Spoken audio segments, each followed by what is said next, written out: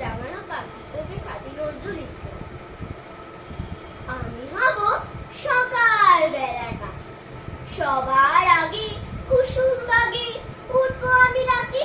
সূর্যি মামা জাগার আগে উঠবো আমি জেগে। হয়নি সকাল, ঘুমো এখন, মা বলবেন রেগে। বলবো আমি আর সে মেয়ে, ঘুমিয়ে তুমি থাকো। হয়নি সকাল, তাই বলে কি সকাল হবে না কো? আমরা যদি না জাগি মা, কেমনে সকাল হবে? তোমার মেয়ে উঠলে গো মা, রাত হবে তবে। উষা দিদি জাগার আগে উঠবো পাহাড় চূড়ে।